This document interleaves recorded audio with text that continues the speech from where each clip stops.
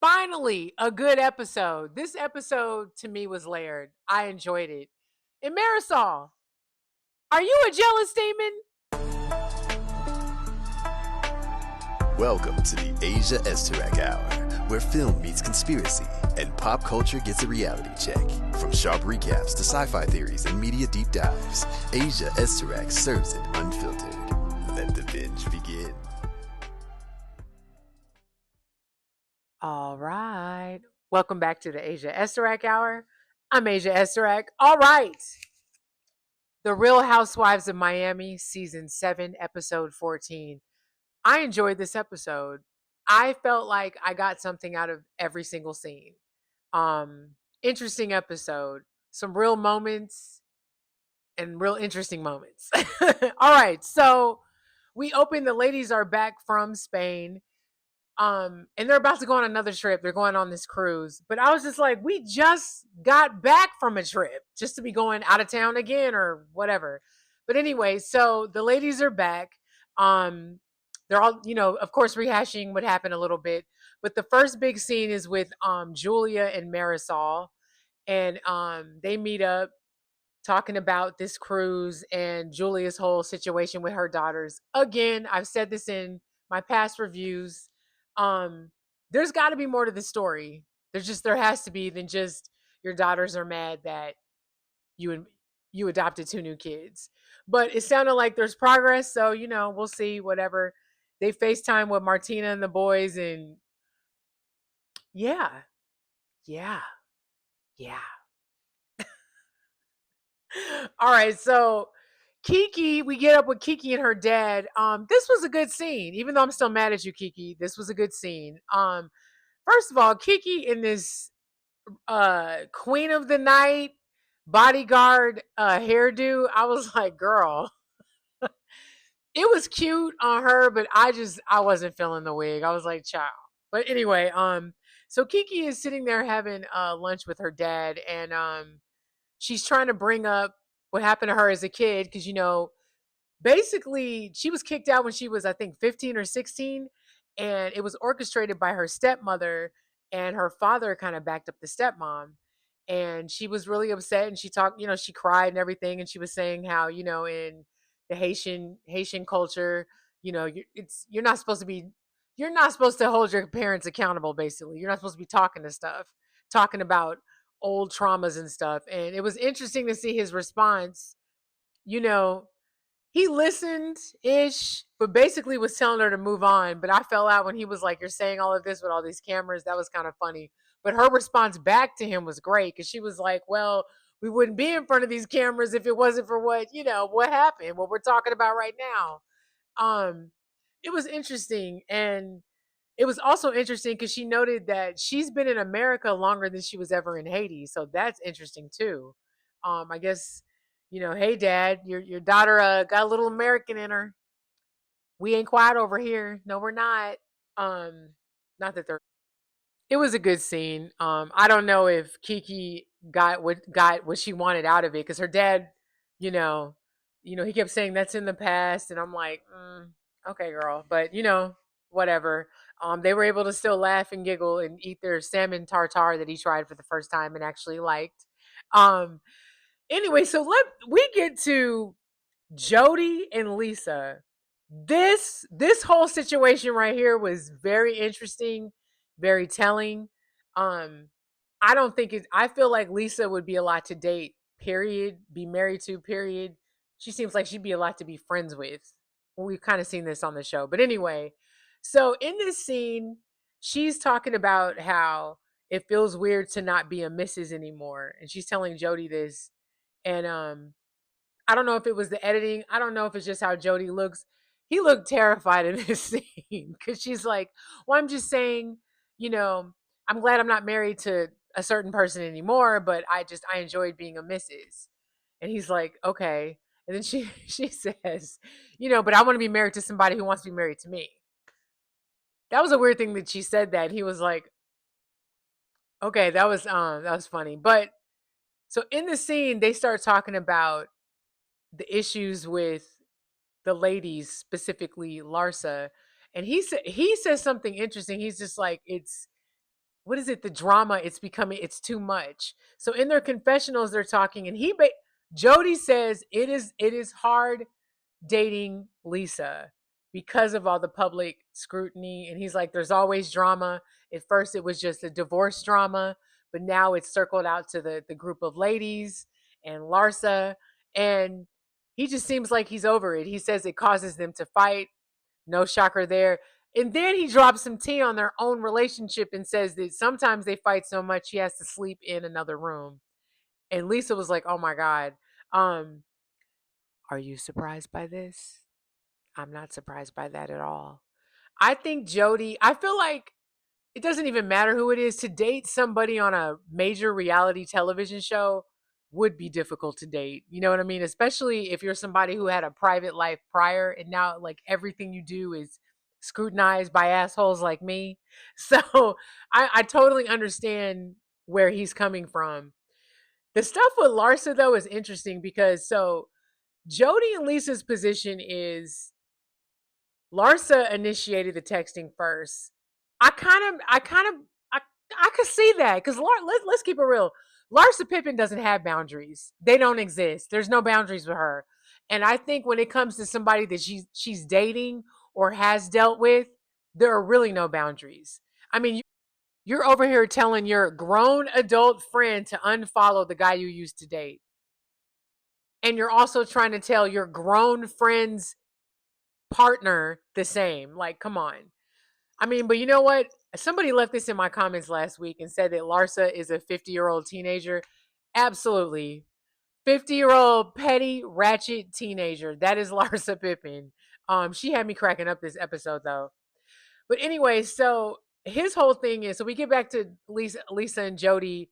So back in the bedroom, he's just like, listen, can you dead the stuff with Larsa? Just Jody wants no part of it. Um, my thing is Jody, I don't know. I don't know. But he seemed very shook in this scene. And it was interesting in the confessional because he was basically he even mentioned how they should go to therapy.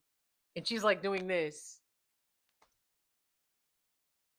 I don't know. There's cracks in the foundation, guys. Cracks in the foundation. Anyway, so the ladies are getting ready to get on this boat. This boat is Richard Branson. If you don't know who he is, he's a gazillionaire. He's done a lot of crazy stuff, and he's the owner of Atlantic, not Atlantic. I can't remember right now. Is it Atlantic? The Atlantic Airlines? He owns an airlines. But he's a rich dude who does whatever he wants. He's British. Anyway, he's friends with Marisol, and he's basically he's he's treating her and her friends on this like bachelorette trip thing, even though she's already married, on this cruise ship. So they get to the cruise ship. The cruise ship is gorgeous, by the way. Those rooms were insane. It looked like a real hotel. But and I just have to notate some of the outfits. Gertie, I love you. You're my girl. What the hell was that? It was giving Hotel Transylvania. I was like, what is she wearing? Why do you have these giant like girl? Where are you going? Are you going on a ship? Where are you going? Um, that was insane. I was just I couldn't believe she was like, what is she wearing? Okay, I effed up. My memory went out of order. Before they get on the meet up on the cruise ship, there's one more scene before that. It is with Stephanie and the makeup tycoon Anastasia of Beverly Hills. Um, First of all, that lady's gorgeous. Can we talk about that? Beautiful, classy lady. Her outfit, her advice. She was wonderful. This was a good scene because I kind of feel like we got to see a little bit more of Stephanie and we got to see her in a vulnerable position where she wasn't being the boss. And it was nice to see. I've definitely talked a lot of shit about Stephanie. She's hot. I'm hot and cold with her. But I'll say this: I do like Stephanie. I do think she's a great addition to the show. I think she's definitely giving some of the OGs a run for their money.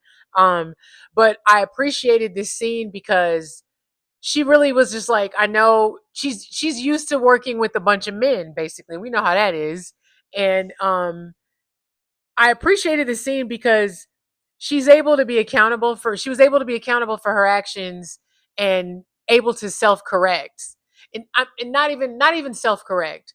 she's able to look at herself and go, I can see how someone would receive me or perceive me to be that way, even though that's not my intention. So I like that. I feel like that's something rare that a lot of people don't do.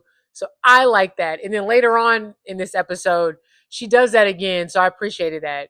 But she would, the only thing is she is braggadocious, and the whole this is nautical stuff, that shit was getting on my nerves. But other than that, Stephanie, you all right.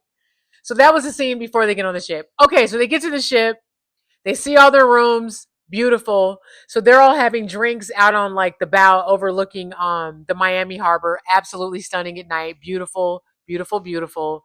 And Adriana is there and her energy is low. She seems upset. So she's sitting off to the side talking with Gertie. And Gertie's like, so are you okay? And she's like, yeah, just I don't feel good, blah, blah.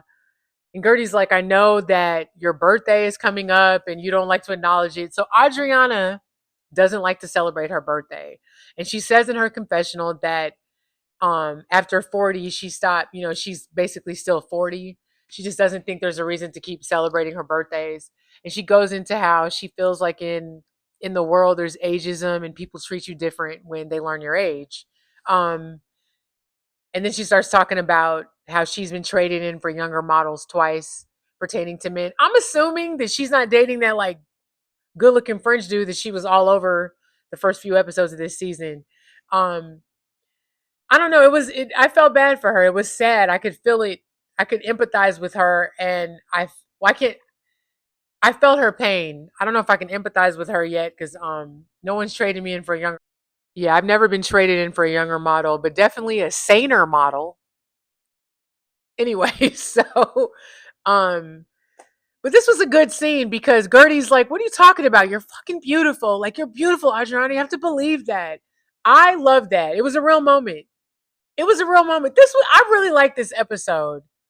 I don't know what it was. I enjoyed this episode. I really liked each scene. Even the people that I didn't care for, I still liked their scenes. Like, I just thought it was a good scene. So after they have a couple drinks on the bow, Marisol's like, we're gonna go down to my suite. We're gonna have some snacks. So they get down there, and she says that we're gonna separate the groups. We're not gonna sweep the issues under the rug, but we're gonna have a conversation tonight. We're gonna split up. Um, Marisol, I forget who went with Marisol. I'll remember once I get to the scene. But they split up. One group goes to a test kitchen, and another one goes to a restaurant called the Wake on the ship. So at the Wake, it's Marisol, Julia, um, Alexia, and Lisa. At the test kitchen, it's Gertie, Kiki, Stephanie, and Larsa. Um, both really good scenes. So over at the Wake, the restaurant, Julia and Lisa get there first. They get there early, and of course, Lisa's like, "I'm early," and she's like, "New me. I'm divorced now. It's a new me. I'm on time." That was hilarious, Lisa. That just shows how many times you've been late. You're finally early this one time, and you over here just overdoing it. Remember this? Remember season one when the show came back and you had everybody waiting and pissed Andy Cohen off? I remember that. That was hilarious because he shaded you, and there was nothing you could do about it. But anyway, so they get there early. Everybody looked great. Everybody looked really good. So Alexia and Marisol join. They're all talking about the situations with Larsa, Lisa, and Jody.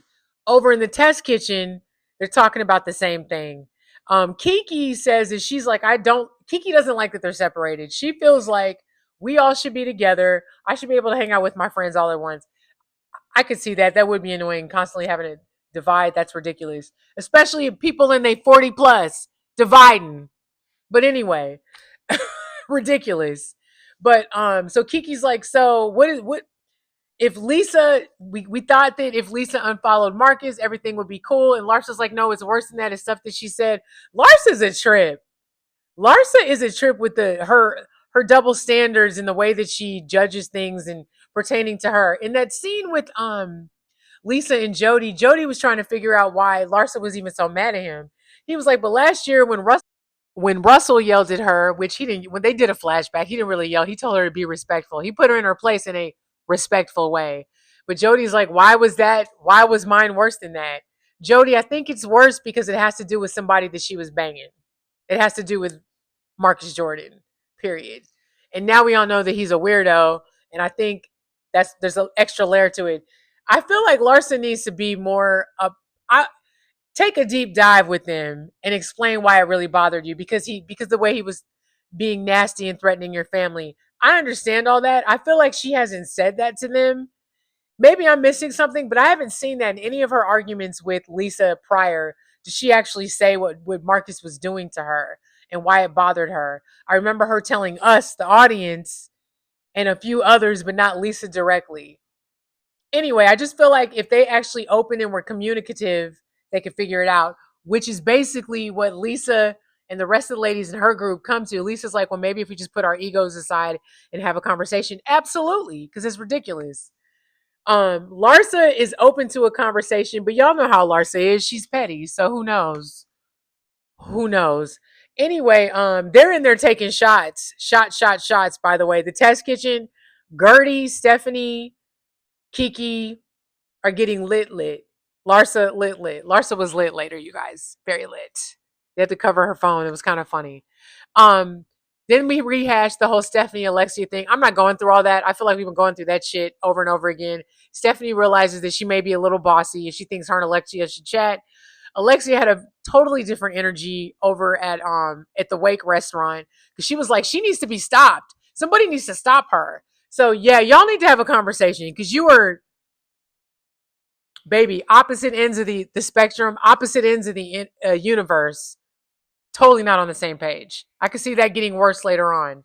Um, which brings me to this.